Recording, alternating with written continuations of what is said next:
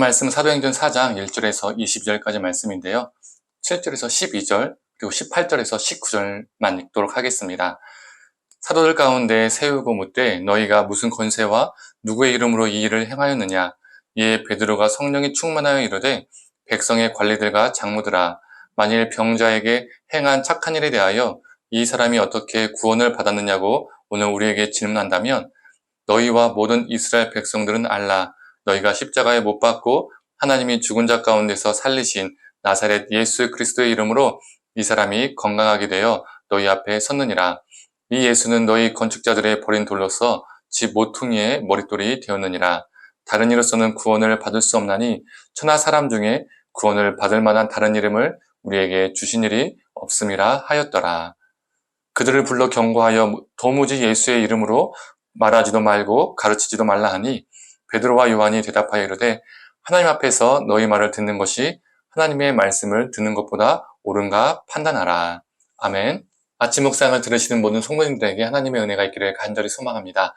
이 베드로와 요한은 이 성전 미문에서 태어날 때부터 장인이었던 이 사람을 이렇게 세웠습니다. 이 놀라운 기적 때문에 사람들은 베드로와 요한을 주목했죠. 그리고 베드로는 사람들에게 왜 우리를 주목하냐고 이 일을 행한 것은 우리가 아니라 죽음에서 살아나신 그 예수의 이름으로 이 일이 행하여졌다라고 선포했습니다.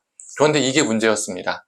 이 베드로의 설교 때문에 베드로와 요한은 체포되었고 사내들인 공회 앞에 서게 되었죠. 이 사내들인 공회는 그 당시 이스라엘의 최고 의사 결정기관, 최고 법기관이었습니다. 그리고 이 기관은 이스라엘 종교 지도자들로 구성되었었죠. 그리고 이 두 사람이 체포된 이유는 4장 2절에 나와 있죠.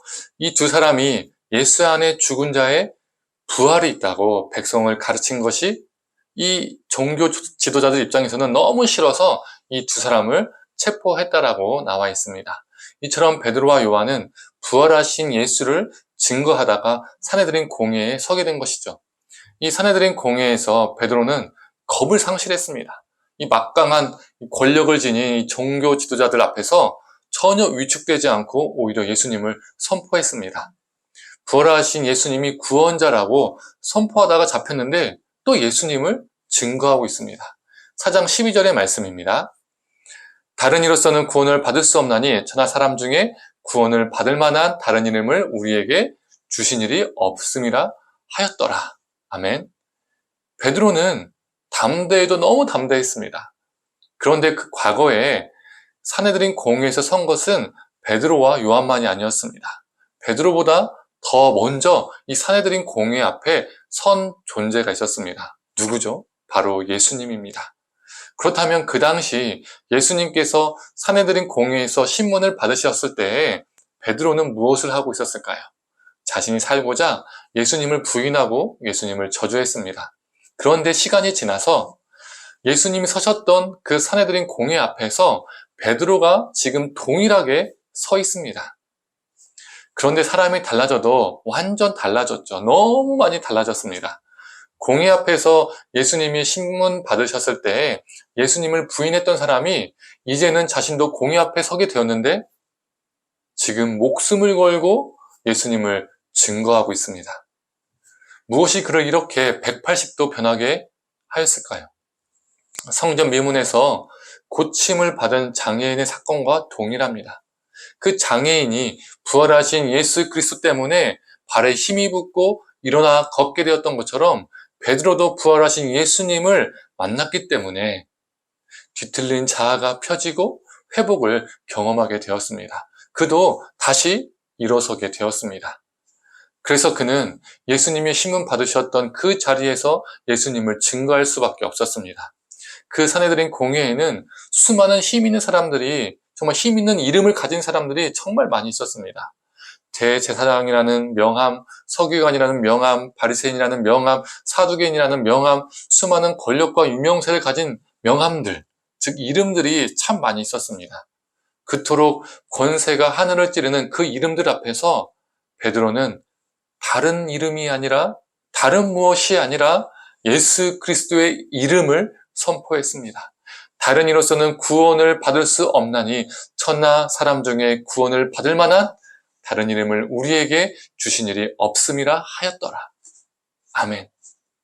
요즘 말로 하면 예수 이름 앞에서 너희들 어떤 명함도 내밀지 마라는 말이죠. 그래서 베드로와 요한은 19절에 이렇게 말하고 있습니다. 읽어보겠습니다. 베드로와 요한이 대답하여 이르되 하나님 앞에서 너희 말을 듣는 것이 하나님의 말씀을 듣는 것보다 옳은가 판단하라. 공회원들이 이 두 사도들에게 예수의 이름에 이응자도 꺼내지 마, 예수의 이름을 전하지도 마 이렇게 위협하니까 두 사도가 이와 같은 말을 한 겁니다. 너희들은 너희가 지닌 명성으로 그 이름으로 우리의 입을 다물게 하려 하는데 우리는 너희 말보다 하나님의 말씀을 들을 수밖에 없어. 이렇게 말하고 있는 것이죠. 즉 우리는 예수의 이름을 전할 수밖에 없다라고 말한 의미입니다. 성도님들, 세상에 수많은 이름을, 명함을 갖고자 많은 사람들은 발버둥 칩니다. 또 그 이름이 우리를 지켜줄 것이라고 믿고 있습니다. 그 힘 있는 이름을 지닌 사람들의 말에 더 귀를 기울이기도 하죠. 잘 듣습니다. 심지어 맹신까지 합니다. 그러나 이 땅에 가장 권세 있는 이름은 예수의 이름인 줄 믿습니다. 이 땅에서 오직 우리에게 구원을 줄 수 있는 이름은 오직 예수 이름뿐입니다. 정말 우리가 귀 기울여야 할 것은 말씀이신 예수님이십니다. 오늘 하루도 다른 무엇이 아닌 예수의 이름을 의지하며 나아가길 소망합니다. 예수님의 이름의 권세가, 구원을 주시는 그 이름의 권세가 우리 삶에 강력히 임하기를 간절히 축원합니다. 함께 기도하겠습니다. 하나님, 사내들인 공회 앞에서 이 종교 지도자들이 자신들이 가지고 있는 명성, 자신들의 이름 앞에 자신의 또 그 이름으로 베드로와 이 요한의 입을 막으려 했지만 이 공의원들의 이름보다 더 뛰어나신 오직 구원을 주시는 모든 권세보다 뛰어나신 예수 이름을 그들은 전할 수밖에 없었습니다.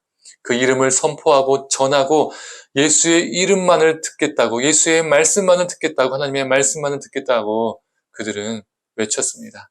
하나님, 이 베드로와 요한의 선포가 우리의 선포와 우리의 삶이 되게 하여 주시옵소서. 세상 많은 사람들은 세상의 수많은 이름들을 붙잡고 그것을 위해 갖기 위해서 발버둥치지만 다른 무엇이 아니라 예수의 이름을 붙잡기 위해서 예수의 이름으로 살아가는 우리가 되게 하여 주시옵소서. 그 예수의 이름으로 오늘도 승리하는 우리가 되게 하여 주옵소서. 예수님의 이름으로 기도드립니다. 아멘.